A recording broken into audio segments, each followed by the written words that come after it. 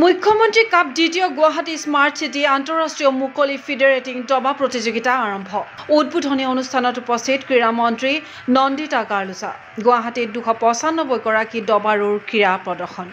সোমবাৰৰ পৰা 5 দিনীয়াকৈ অৰ্জুন ভোগেশ্বৰ বৰুৱা ক্ৰীড়া প্ৰকল্পৰ কৰ্মবীৰ নবীন চন্দ্ৰ বৰদলৈ ইনডোৰ ষ্টেডিয়ামত অনুষ্ঠিত হৈছে মুখ্যমন্ত্ৰী কাপ দ্বিতীয় গুৱাহাটী স্মাৰ্ট চিটি আন্তঃৰাষ্ট্ৰীয় মুকলি ফিডাৰেটিং দবা প্ৰতিযোগিতা 2025 সদৌ অসম দবা সন্থাৰ উদ্যোগত অনুষ্ঠিত প্ৰতিযোগিতাত অংশগ্ৰহণ কৰিছে অসমকে ধৰি মুঠ 20খন ৰাজ্যই লগতে প্ৰতিবেশী ৰাজ্য নেপালৰ পৰাও দুগৰাকী খেলুৱৈয়ে অংশ লৈছে এই ফিডাৰেটিং প্ৰতিযোগিতাত 5,10,000 প্ৰাইজ মানি সম্বলিত প্ৰতিযোগিতাখনত সমাৱেশ ঘটিছে 295 গৰাকী দবাৰুৰ তদুপৰি অসমৰ আইএম মায়ং চক্ৰৱৰ্তী আৰু ৱেষ্ট বেংগলৰ আইএম কৌস্তভ কুণ্ডু এই আন্তঃৰাষ্ট্ৰীয় প্ৰতিযোগিতাত অৱতীৰ্ণ হৈছে সোমবাৰে প্ৰতিযোগিতাখন শুভ উদ্বোধন কৰে ক্ৰীড়া মন্ত্ৰী নন্দিতা গাৰ্লুছাই ये बहुत ही गुड न्यूज़ है for the state of Assam that we have already come up to the second year of chief minister's cup in the second smart city Guwahati participants are from 20 states, one country, Nepal, is also participating, and I expect that from all the states of the country, they will be competing with one another. और सबसे अच्छा chess में आके जब भी competition होता है उसमें देखता है कि बहुत छोटा छोटा यंगस्टर्स बहुत आके कम्पीट कर सकता है इसका मतलब यही होता है कि ये जो ब्रेन गेम है वो बहुत ही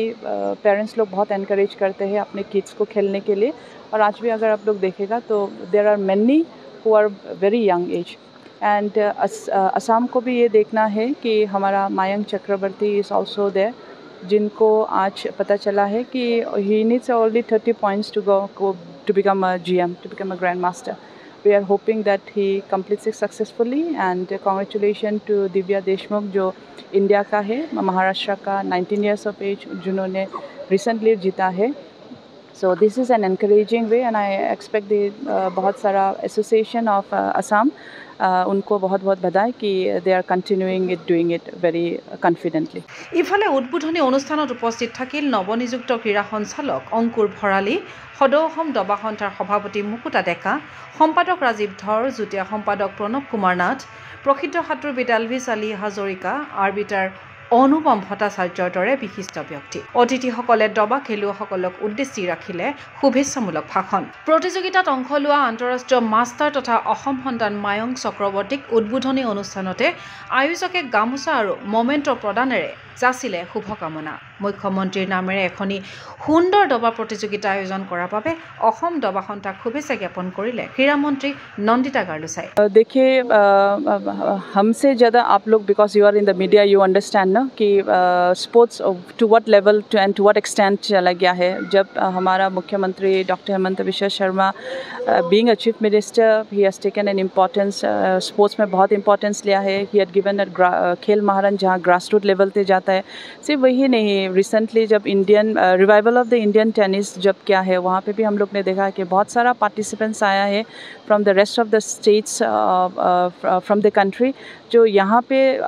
we are trying to give up to the next level so not only in one part it's in the whole arena where honourable chief minister has taken a great initiative and I congratulate the association of the Assam Chess Association. They उन्होंने ये सोचा है and I expect that the tournament will be a successful tournament. উল্লেখ্য যে প্ৰতিযোগিতাখন 10টা ৰাউণ্ডৰ switch league পদ্ধতিত অনুষ্ঠিত হৈছে ত্ৰিপুৰাৰ আন্তঃৰাষ্ট্ৰীয় আৰ্বিটাৰ অনুপম ভট্টাচাৰ্যই এই প্ৰতিযোগিতাত মুখ্য আৰ্বিটাৰ হিচাপে দায়িত্ব পালন কৰিছে সোমবাৰে প্ৰথম দিনা প্ৰথম ৰাউণ্ডত আইএম মায়ং চক্ৰৱৰ্তীয়ে আইচানী দুছেজাক আৰু আইএম কৌস্তভ কুণ্ডুৱে মৃদুস্মান কাশ্যপক সহজতেই পৰাস্ত কৰে প্ৰতিযোগিতাখন অন্ত পৰিব অহা 8 আগষ্টত প্ৰতিযোগিতাৰ সন্দৰ্ভত জনালে সদৌ অসম দবা সন্থাৰ সভাপতি মুকুতা ডেকাই দ্বিতীয়বাৰৰ কাৰণে মুখ্যমন্ত্ৰী কাপ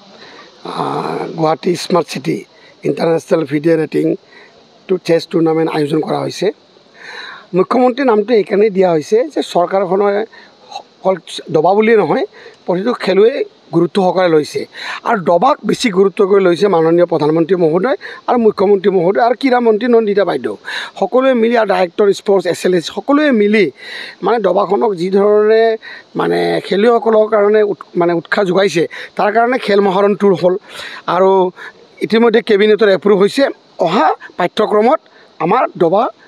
খেলখন অন্তৰ্ভুক্ত হ'ব তাৰ কাৰণে আমাৰ খেলুৱৈসকল উপকৃত হ'ব আৰু যিসকল আমাৰ প্ৰশিক্ষক আছে তেওঁলোকেও প্ৰশিক্ষণ দিবৰ কাৰণে এটা সুবিধা পাব আৰু মই ভাবোঁ আজি এই টুৰ্ণামেণ্টত 20খন ৰাজ্যৰ পৰা আহিছে আৰু নেপালৰ পৰা আহিছে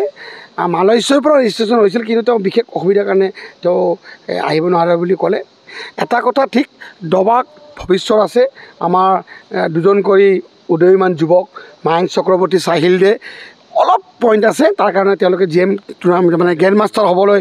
মানে তেওঁলোকে মানে হ'বলৈ গৈ আছে অসমৰ কাৰণে নৰ্থ ইষ্টত প্ৰথম দুজন মায়ংক চক্ৰৱৰ্তী সাহিল দে তো আমি ভাবোঁ যে